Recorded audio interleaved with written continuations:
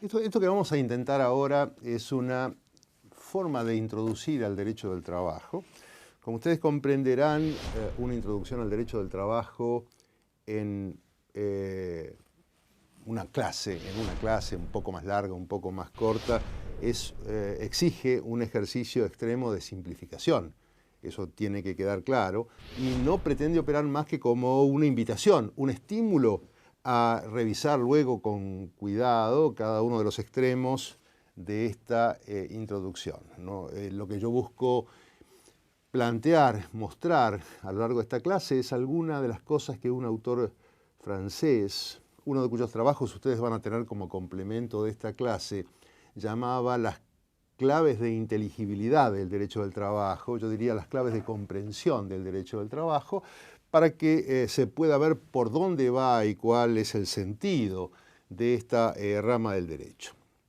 Yo creo que si hay dos presupuestos para destacar en el nacimiento del derecho del trabajo, son básicamente, y aunque parezcan contradictorios, por un lado la revolución liberal, el sistema de libertades y en particular la libertad de trabajo. Esta es una novedad.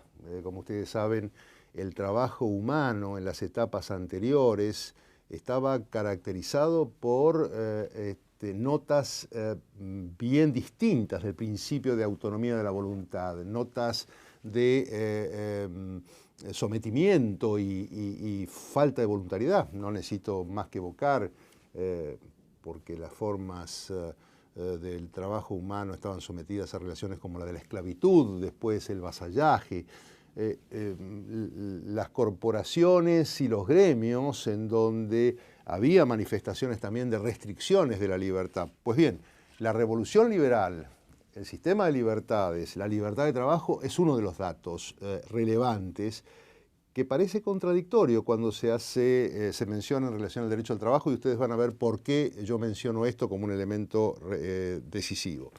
Y el otro elemento definitorio, a mi juicio, en ese contexto de libertad, pongámosle por el momento libertad entre comillas, porque ya van a ver que esto se acota sensiblemente, es el ingrediente de la desigualdad que afecta al hombre que trabaja. Por lo tanto, digamos, para entender al derecho del trabajo, cómo se plantea, cómo nace, libertad por un lado, el reconocimiento de la libertad del hombre que trabaja y al mismo tiempo el dato ominoso, abrumador de la desigualdad.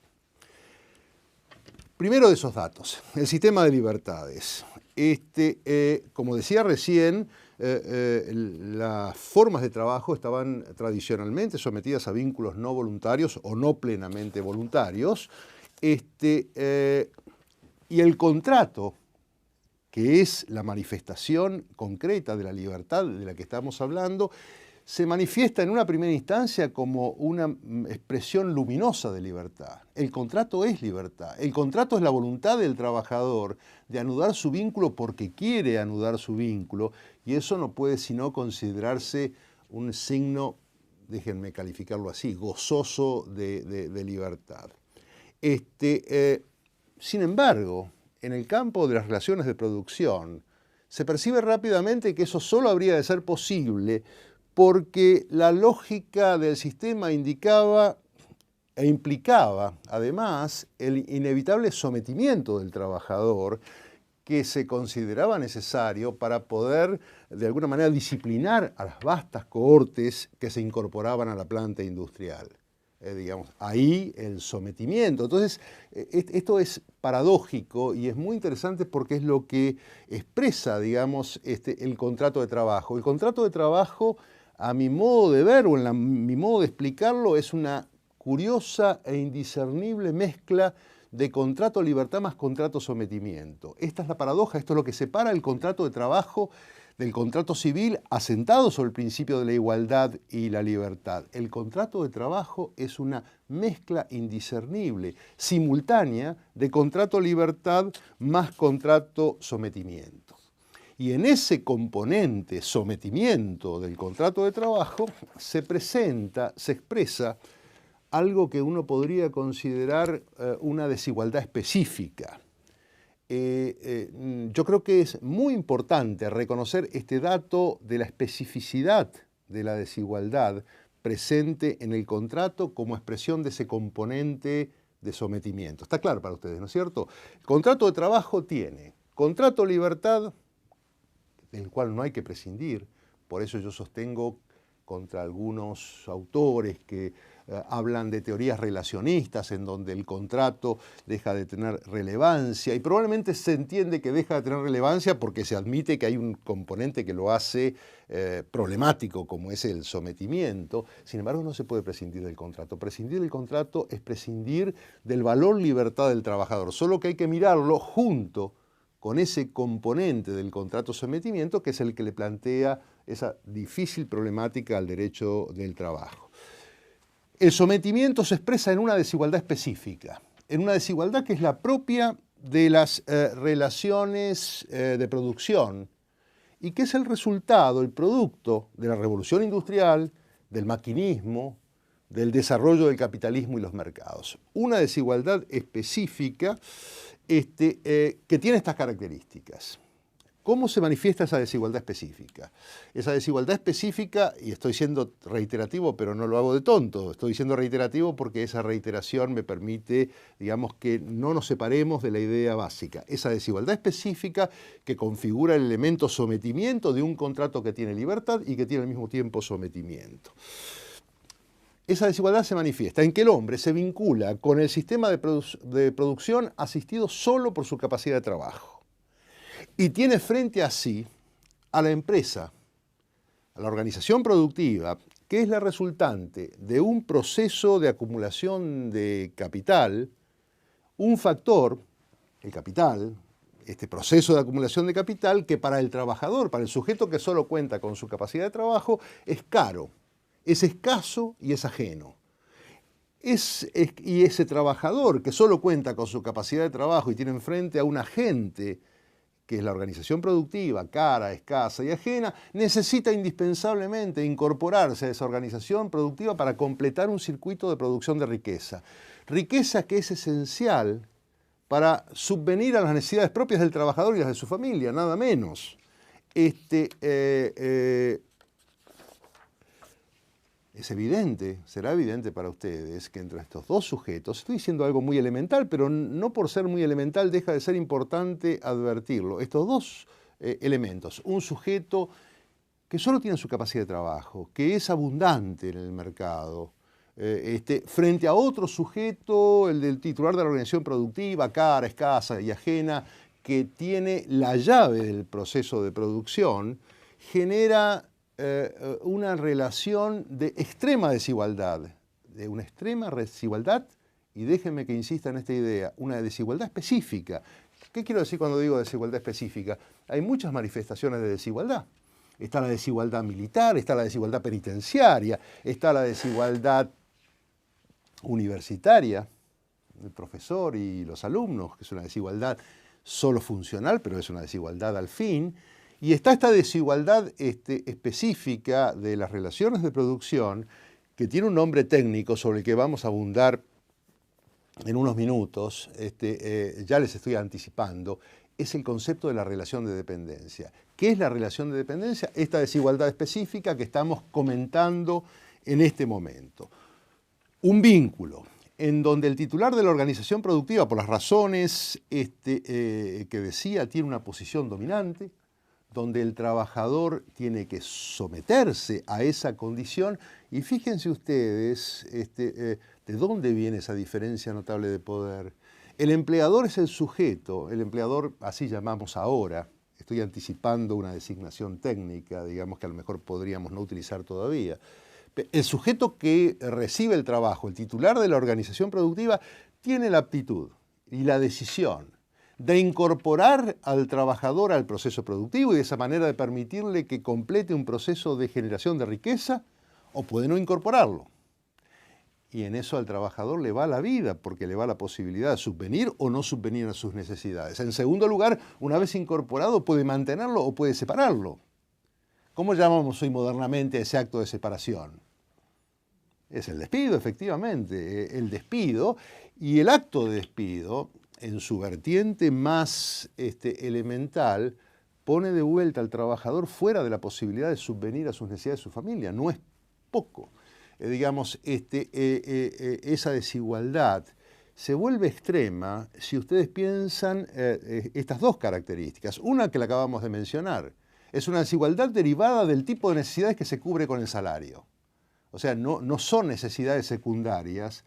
El trabajador que trabaja o no trabaja le va la vida en esa decisión de trabajar o no trabajar. Segundo elemento que fue señalado por este autor francés que ya hemos evocado en más de una oportunidad, y ustedes lo van a ver en el artículo adjunto, un artículo que se llama ¿Por qué el derecho del trabajo?, que está publicado en la Revista Internacional del Trabajo y por lo tanto en los 3 idiomas, en inglés, en francés y en español, en donde el otro dato decisivo que configura la desigualdad es que el trabajador compromete todo su cuerpo en el vínculo laboral dependiente. O sea que hay dos elementos. Hay una posición dominante, te incluyo o no te incluyo, y si te incluyo te puedo excluir o no excluir, y además de todo eso deriva, primero, que tú incorporas el cuerpo humano en este proceso, y en segundo lugar, que las necesidades que satisfaces con este proceso son decisivas. Una desigualdad enorme, una desigualdad notable, desigualdad específica, que es un concepto clave del derecho del trabajo, que es lo que llamamos, estoy siendo reiterativo, pero vale la pena señalarlo, es lo que llamamos dependencia laboral, un concepto clave del ordenamiento laboral.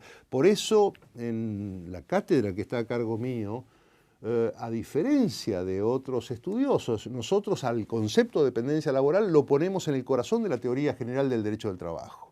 No podemos entender la teoría general del derecho del trabajo si no estudiamos el concepto de dependencia, que tiene una capacidad explicativa que a mí me parece realmente significativa. ¿En qué se manifiesta a lo bruto? A lo bruto. A veces decir a lo bruto es un poco bruto, pero bueno, ¿en qué se manifiesta a lo bruto esa pronunciada desigualdad? En la lógica de mercado, porque estamos hablando de la lógica de mercado, y déjenme decir algo que también es bruto y que a muchos les puede molestar, pero el derecho del trabajo es un derecho de economía de mercado. Sí, esto es fundamental. El derecho del trabajo solo existe en economía de mercado. En los derechos del socialismo real, cada vez menos presentes, pero digamos, el vínculo del trabajador se parece mucho más a una relación de empleo público que a lo que nosotros consideramos una relación de empleo privado. Por lo tanto, el derecho al trabajo es un derecho de la economía de mercado. ¿Y qué pasa en la economía de mercado? En la lógica de la economía de mercado, el titular de la organización productiva lo que busca es maximizar el retorno de su inversión. Esa es la lógica del mercado. Por supuesto, el titular de organización productiva trata de maximizar el retorno de su inversión en relación a todos los factores del sistema, pero en relación al factor trabajo, maximizar la tasa de retorno en su vertiente más grosera significa pagar lo menos posible. Esta es la vertiente más grosera. Ahora vamos a hacer un comentario sobre esto para no ser excesivamente pesimista sobre este fenómeno. Pagar lo menos posible, o sea, salarios insuficientes. Hacer trabajar al trabajador la jornada más extensa posible, las jornadas de agobio. Hacer trabajar al trabajador sin recaudos que aseguren su salud y su higiene en el trabajo, porque estas son frecuentemente costosas. Es evidente que, esta lógica de mercado trasladada sobre las relaciones de producción habrían de generar efectos sociales devastadores. En el término de libreta negra, de la libreta de almacenero, al trabajador se lo hace trabajar lo más posible, por la menor retribución posible y en las peores condiciones posibles, no porque el empleador sea un sujeto perverso, sino básicamente porque esa es la lógica del mercado que lo lleva a maximizar, y acá me estoy reiterando una vez más, a maximizar su tasa de retorno.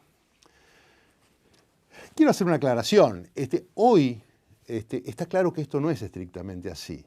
Hoy, está claro en el campo de la gestión de los recursos humanos y de las relaciones de producción que se obtienen niveles más altos de productividad y por tanto resultados económicos más satisfactorios con condiciones de trabajo más satisfactorias. Esto es así, digamos, y muchos lo conocen perfectamente, pero ustedes saben que no es un chiste de profesor, los chistes de profesor son horribles y además los repetimos permanentemente, pero este es un chiste que no es de profesor, es un chiste un chiste vulgar, de perro que ladra no muerde, pero eso es un dicho que no todos los perros saben. Al empleador le conviene tener condiciones de trabajo adecuadas, pero no todos los empleadores lo saben. En países como el nuestro, en donde prevalecen las pequeñas empresas y en donde el gerente de relaciones laborales es el mismo que es el gerente de producto, que es el mismo que es el gerente financiero, o sea, el señor que es el dueño de la empresa, en una pequeña empresa esto es así, es probable que toda esta caracterización valiosa del trabajo de calidad como agente de productividad y por lo tanto de resultado económico satisfactorio no se conozca. Y por lo tanto existe el riesgo inexorable. Mire, yo estaba una vez en España y estábamos conversando junto con un distinguidísimo colega español, con un economista que trabajaba en el campo de los recursos humanos. Y el hombre nos decía, ustedes los juristas nos tienen cansados con sus normas excesivas, ustedes tienen que hacer, él era un jurista español, un economista español de formación alemana, y él sabía perfectamente que las mejores condiciones de trabajo mejoraban la productividad y déjenos a nosotros los vamos a hacer bien, vamos a garantizar las mejores condiciones de trabajo y por lo tanto no van a hacer falta esas normas que ustedes inventan o conciben. Y tanto el jurista, el colega español, como yo le dijimos, ojalá podamos dejar todo en tus manos, pero mientras no tengamos la seguridad de que todos te contratan a ti, no lo vamos a poder hacer, porque mayoritariamente las empresas no lo hacen. Hay otro elemento que conspira contra la posibilidad de la comprensión de ese fenómeno del empleador que sabe que la buena calidad de las condiciones de trabajo mejora la productividad y por lo tanto el resultado económico, que es la creciente internacionalización de la economía y las redes de subcontratación que generan resultados ominosos, pues las empresas intentan proyectar sus contratos hacia países con los más bajos estándares laborales posibles. Y esto hace imposible llegar, digamos, a ese resultado virtuoso del buen trabajo con las buenas condiciones de trabajo. Y entonces, digamos, no queda otro remedio que el sistema de protección. Y está claro, y esto para ir cerrando esta primera aproximación, que quedó históricamente demostrado, porque hubo casos, que la preocupación valiosa de ciertos empleadores que dijeron, no, en mi ámbito esto no va a suceder, yo voy a garantizar condiciones adecuadas de trabajo, yo no puedo admitir que las personas que trabajen para mí estén sometidas a condiciones de agobio, no sirve, no alcanza. Es muy bueno, es muy valioso, el empleador que piensa de esa manera merece un crédito, pero él tiene que competir en un mercado en donde sus competidores no van a tener la misma percepción del modo de llevar a cabo las relaciones laborales y ese hombre se va a caer del mercado. De modo tal que ya era evidente con esto que frente a ese fenómeno de desigualdad ominosa, técnicamente llamada dependencia, sobre la cual vamos a volver en el próximo tramo de la clase, frente a ese fenómeno notable de desigualdad, no hay otra solución que respuestas de carácter general y obligatoria. Vamos a hacer una breve interrupción a modo de descanso y luego seguimos fastidiándolos con el próximo tramo.